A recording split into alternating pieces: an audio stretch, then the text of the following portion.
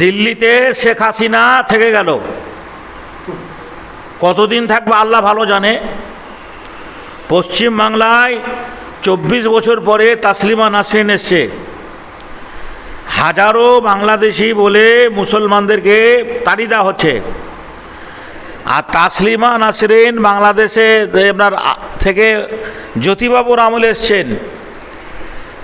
তারপরে মাঝে ছিল না, এই 24 বছর পরে কলকাতার মাটিতে আবার পদার্পণ করেছে। তো কিছু মানুষের মনে হচ্ছে যে ওদের দেবী তাসলিমা নাসরিন কলকাতাতে এসছে, তারপরে ওদের দেবী এলো, দেবীর আবির্ভাব হলো। বলেন কেন জানেন? এই তাসলিমা নাসরিন আল্লাহ রসুলের বিরুদ্ধে বই লিখেছে, ইসলামের বিরুদ্ধে বই লিখেছে, মা আয়েশাকে কুরুচিপূর্ণ কথা বলেছে। এই তাসলিমা নাসরিন মুসলিম বিদ্বেষী মেয়ে, তাই সে এখানে স্থান পেল, বাংলার নাগরিকত্ব হয়ে গেল। আর এই দেশের অনেক আনম্যারিড একটা ছেলে এদেশে বিয়ে করে তার 4টা ছেলের বাপ, রিসেন্টলি পুলিশ তাকে বাংলাদেশি বলে এদেশে জমি জায়গা কিনেছে, এদেশে বাড়িঘর করার জন্য সব কিছু করেছে, এদেশের নাগরিকত্ব তার রয়েছে, শুধু মুসলিম বলে তাকে বাংলাদেশি বলে তাকে ডিটেনশন ক্যাম্পে রাখা হয়েছে। হাজারো ওপার বাংলার হিন্দু ভাইরা এদেশে আছেন। আমি কারো পক্ষে বিপক্ষে কথা বলছি না, সরকারকে নিরপেক্ষ দৃষ্টিভঙ্গি নিয়ে বিচার করতে বলছি। বলেন জি, বলেন। আজকে বড় দুঃখ লাগে, আফসোস হয়। আর আমরা মুসলমান আর কত যে টাইটেল পাবো আল্লাহ ভালো জানে। বলবেন কেন? এদেরকে আগে মুসলমানদেরকে বলা হতো এরা সন্ত্রাসী, এরা সাম্প্রদায়িক, এরা দেশদ্রোহী, এরা মৌলবাদ, এরা জঙ্গি বাহিনী, এরা আতঙ্কবাদ, তারপরে লুঙ্গি বাহিনী। ইদানিং এখন আবার এই নতুন সরকার আসার পরে মাননীয় মুখ্যমন্ত্রীর মুখ থেকে শুনতে পেলাম, উনি বলছেন যে শুক্রবারী লেন ওয়াজা।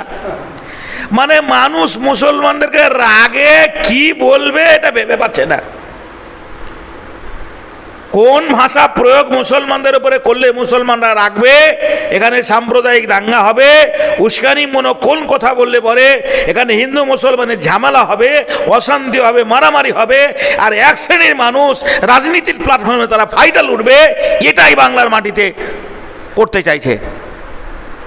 তা না হলে একজন মুখ্যমন্ত্রী বলে যে আপনার শুক্রবারই, এই শুক্রবারের মানেটা বুঝলাম না।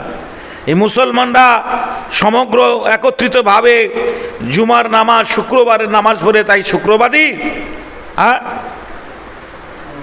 তাহলে ওরও তো মাথায় একদিন টুপি দেখেছি, ও তো দেখেছি মুসলমানদের সঙ্গে কাঁধে কাঁধ মিলিয়ে একইভাবে দুহাত তুলে মাথায় রুমাল দিয়ে টুপি দিয়ে ফেসবুক বিভিন্ন আমরা মঞ্চে দেখেছি আপনার এই ইফতারের পার্টিতে রমজান মাসে।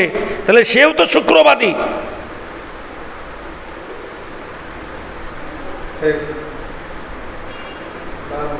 সভ্য সুশিক্ষিত সমাজের কাছে বিচার থাকলো, আপনারা বিবেচনা করবেন মুসলমানরা দেশপ্রেমিক না দেশদ্রোহী।